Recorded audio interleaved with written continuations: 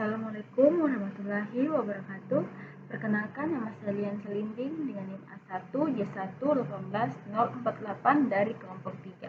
Video ini merupakan tugas laporan mata kuliah Anatomi dan Fisiologi Manusia yang diampu oleh Bapak Dosen Mustamin Palumbi, SPD, MSI, dan Asisten Praktikum Firan Sahid dengan judul Praktikum Sistem Reproduksi. Baik, saya akan menjelaskan terlebih dahulu tentang sistem reproduksi. Apa yang dimaksud dengan sistem reproduksi? Nah, sistem reproduksi manusia merupakan sistem organ yang digunakan manusia untuk memproduksi dan melahirkan keturunan.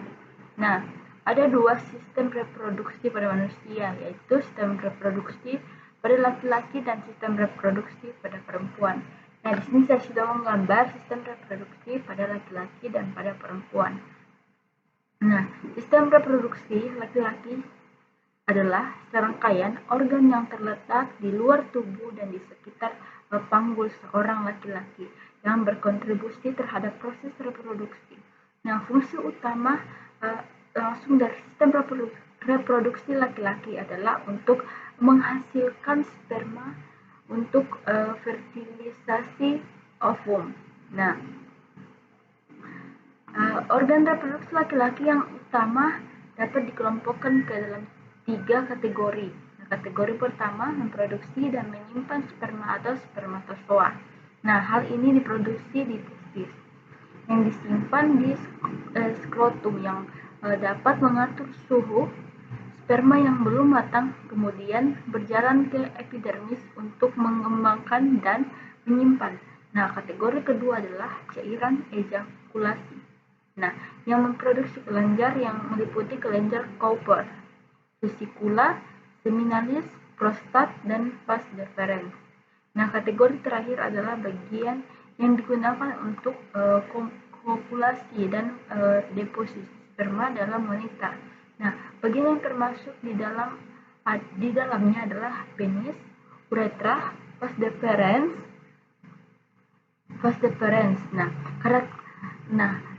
Bagian tersebut merupakan karakteristik seksual sekunder utama mencangkup tubuh lebih besar dan berotot. Nah, suara menjadi keras, tumbuh rambut di wajah dan tubuh, bahu menjadi agak lebar dan tumbuhnya jakun. Nah, hormon seksual laki-laki yang terpenting adalah androgen. Nah, terutama testosteron. Nah, pada testis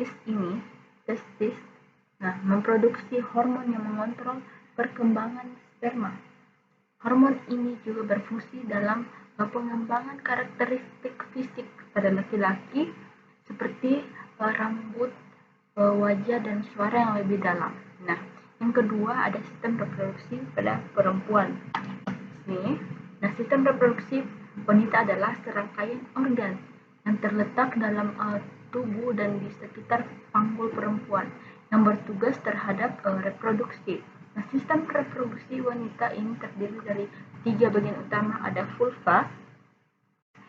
vulva yang mengarah ke vagina, lubang vagina, rahim, dan mengarah ke lubang vagina, rahim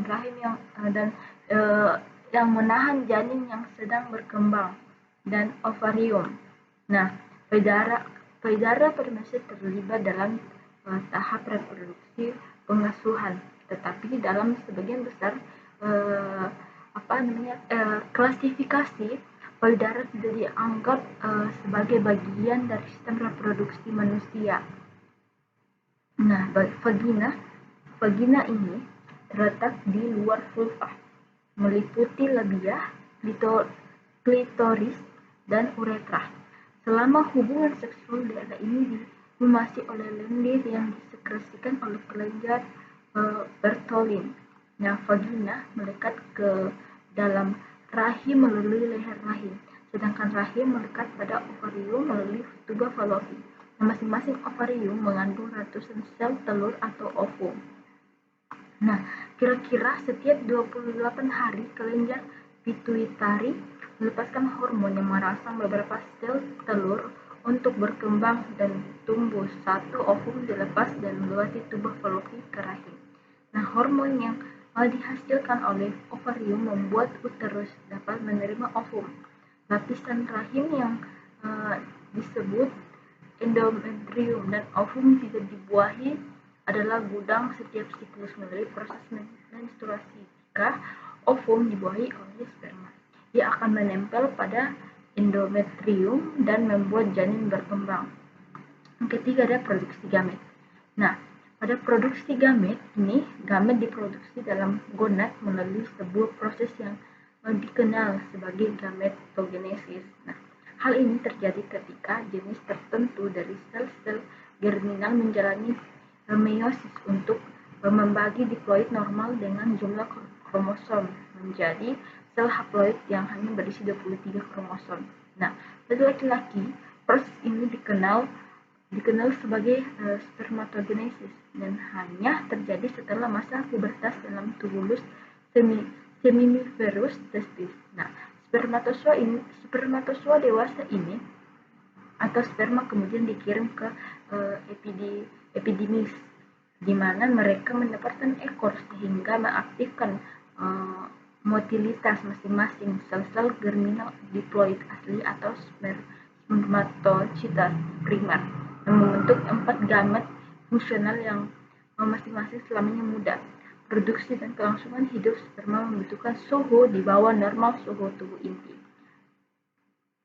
Nah, berbeda dengan laki-laki, proses masing-masing sel-sel germinal diploid asli atau oosit primer akan membentuk satu sel telur matang dan 3 badan polar yang tidak mampu berbuah. Hal ini telah lama diketahui bahwa pada wanita seperti laki-laki, semua oosit primer yang pernah ditemukan pada wanita akan tercipta sebelum kelahiran, dan tahap akhir dari produksi sel telur tidak akan melanjutkan sampai masa pubertas. Namun, baru-baru ini penelitian ilmiah menentang hipotesis tersebut. Penelitian baru menunjukkan bahwa setidaknya beberapa spesies mamalia oosit terus diisi ulang pada wanita setelah dia melahirkan. Baik, itulah tadi penjelasan dari saya. Kurang dan lebihnya mohon dimaafkan. Sekian dan terima kasih.